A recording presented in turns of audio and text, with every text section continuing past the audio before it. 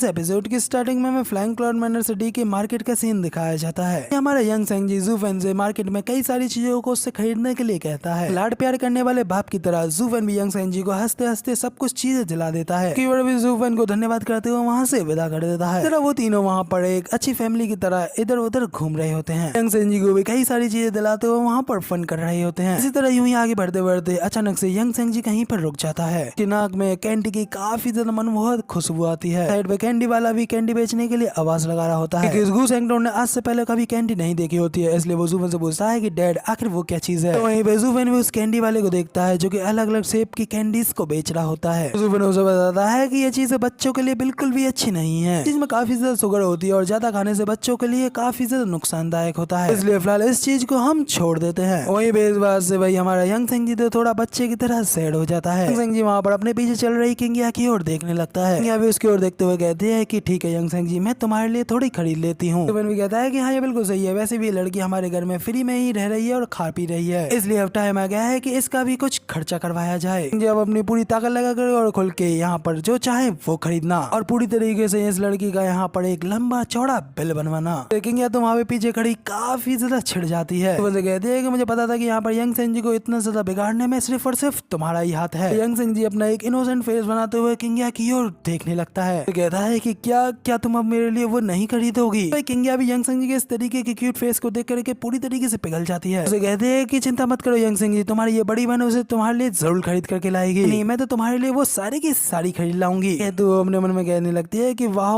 Young सेंजी कितना ज्यादा cute है। और वो वहाँ पर हमारे यंग सेंजी के लिए उस कैंडी को खरीदने के लिए जाने लगती है। कैंडी बेचने वाले के पास में पहुंच करके उसे कहती है कि हेलो, आखिर एक कैंडी की फिगर के कितने रुपए हैं। तो कहते हैं वो शैडो में छुपा हुआ बंदा जो कि उन लोगों के ऊपर नजर रख रहा होता है, अचानक से किंगिया के पीछे आता है, उसका मुंह बंद करता है और उसे अपने साथ उठा करके वहाँ से ले जाता है। इतनी ज्यादा तेजी से हुआ होता है कि यहाँ तक कि कैंडी वाले को दिखा भी नहीं होता है कि आखिर यहाँ पर क्या हुआ। वो कहता है कि क्या अभी अभी मेरे को किसी ने आवाज लगाई थी, आखिर वो लड़की कहाँ गई, फिर क्या वो लड़की सिर्फ यहाँ पर मेरी इमेजिनेशन थी। कहते हैं वो कैंडी वाला अभी अपनी कैंडी को उठा करके वहाँ से चला जाता है। मैं अगले सीन में एक तंग गली में कई घरों के बीच एक सुनसान सी गली का सीन दिखाया जाता है। वो बंदा किंगिया के मुंह बंद करके उसे अपने साथ उठा करके लाया होता है। किंगिया भी वहाँ पर उस बंदे के हाथों से छूटने की कोशिश कर रही होती है, लेकिन वो बंदा भी काफी ज्यादा ताकतवर होता है। इसके साथ ही हमें पता चलता है कि वो बंदा कोई और नहीं बल्कि उसके साथ का ही बंदा होता है। वहाँ पर किंगिया का असली नाम पकड़ते हुए उसे कहता है कि यार हिलना मत, ये मैं हूँ। कहते हुए वो बंदा वहाँ पर उसे और उसके मुंह को छोड़ देता है। किंगिया भी उसे देख हैरान होते हुए कहती है कि कजन, तुम मारे नहीं गए, तुम वाकई में अभी तक जिंदा हो। सीन चेंज हो फिर हमें वापस ज़ूफेन की ओर दिखाया जाता है। अभी वहाँ पर अकेले ही मार्केट में घूम रहे होते हैं। किंगिया यानी कि यानेर के ना लौटने की वजह से ज़ूफेन से कहता है कि डैड आखिर वो लड़की अभी तक क्यों नहीं आई, हमारे उससे इतनी ज्यादा चीजें मांगने की वजह से उसे डर तो नहीं लग गया। ज़ूफेन भी उसे बताता है कि तुमने जो कुछ भी चीजें उससे मांगी है वो तो बस कुछ ही स्पिरिचुअल स्टोर्स में मिल जाती हैं, और इस बात को तो बताने की यहाँ पर कोई जरूरत ही नहीं है कि उसकी इतनी ज्यादा हाई कल्टीवेशन की वजह से वो लड़की यहाँ पर ईस्ट रीजन में एक इम्पोर्टेंट पर्सन है। तो यहाँ पर इस छोटे से खर्चे से डर करके भाग जाएगी। वो यहाँ पर भाग भी जाती है तो फिर रहेगी कहाँ। संजीव भी उसे कहता है कि हाँ आप बिल्कुल सही कह रहे हैं। पिछले 10 दिन तो उसके यहाँ पर बेघर और बुरी हालत में ही गुजरे, तो उसके अंदर तो इस शहर में अकेले घूमने की हिम्मत ही नहीं होगी।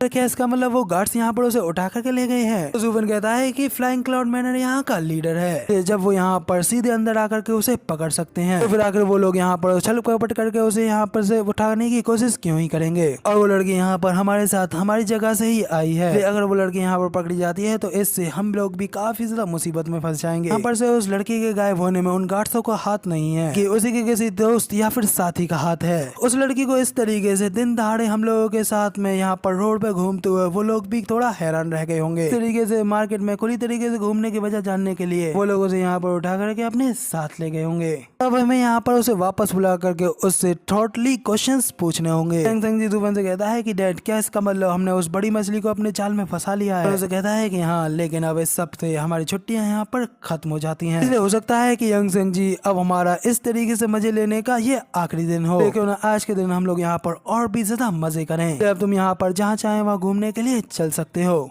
तो यंग सेंग जी कहता है कि मैंने सुना था कि यहाँ पर 10 मील दूर ही एक गली है जो कि यहाँ पर खाने के स्टॉल से भरी पड़ी है, तो वहाँ पे चल करके खाना खा के आते हैं। वहाँ पर यंग सेंग जी के साथ चलते हुए उसे कहता है कि बच्चे तुम यहाँ पर सिर्फ अपने पेट के लिए ही सोचते रहते हो। यंग सेंग जी बसते हुए कहता है कि हाँ डैड, खाना ही तो मेरे जीवन के आधार है। रात में गू सेंगटन और यंग सेंग जी इसी तरीके से वहाँ पर स्ट्रीट में घूमते रहते हैं और खाते पीते रहते हैं। तो यहाँ पर हमारा सीन चेंज होता है। अगले सीन में हमें शाम को ज़ूफेन के घर का सीन दिखाया जाता है। ज़ूफेन और यंग सेंग जी वहाँ पर घूम करके जैसे ही वहाँ पर अपने घर पे आते हैं और अपने गेट को खोलते हैं, तो कुछ लोग उन दोनों के पीछे आते हैं और उनके मुंह बंद करके वहाँ पर उन्हें भी उठा ले जाते हैं। ज़ूफेन यंग सेंग जी से टेलीपैथी के थ्रू कह रहा होता है कि यंग सेंग जी कुछ भी यहाँ पर करने की कोशिश मत करना।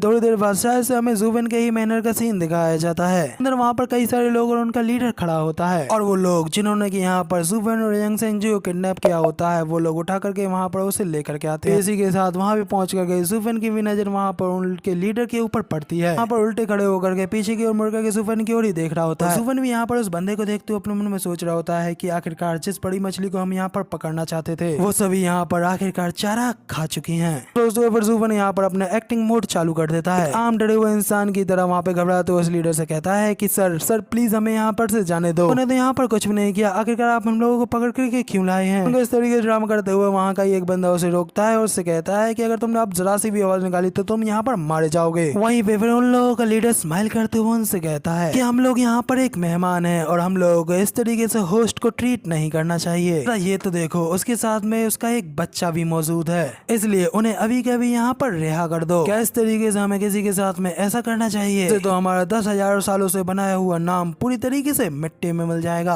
तो इसलिए अपने लीडर की बात को मानते हुए वो सभी लोग भी जल्दी से ज़ूफेन और यंग सेंग जी को वहाँ पर छोड़ देते हैं। लीडर से कहते हैं कि जी क्लैन हेड, आपने जैसा कहा हम वैसा ही करेंगे। जबकि वहीं पे ज़ूफेन अभी भी एक डरे हुए लड़के की तरह एक्टिंग करते हुए उनसे कहता है मेरे ख्याल से आप लोगों ने यहाँ पर एक गलत बंदे को पकड़ लिया है। हम लोग तो यहाँ पर बस कुछ दिन पहले ही वेस्टलैंड का डिस्टेंस तय कर करके आए हैं, तो यहाँ तक कि इस घर के पुराने ओनर को भी नहीं देखा है, इसलिए आप यहाँ पर उसकी जगह पर हम लोगों से बदला मत लीजिए। हम लोग यहाँ पर पूरी तरीके से इनोसेंट हैं। वो क्लैन हेड भी वहाँ पर हंसते हुए ज़ूफेन से कहता है कि लिटिल ब्रदर, मेरे ख्याल से तुम यहाँ पर कुछ गलत समझ रहे हो। हम लोग यहाँ पर किसी से भी किसी तरीके का बदला लेने के लिए नहीं आए हैं। तो ज़ूफेन वहाँ पे और भी ओवर एक्टिंग करते हुए चिल्ला करके डर के मारे कहता है कि अगर आप लोग यहाँ पर हमसे बदला लेने के लिए नहीं आए हैं तो क्या इसका मतलब क्या आप यहाँ पर रॉबर हैं? क्या आप यहाँ पर हम लोगों को लूटने के लिए आए हैं?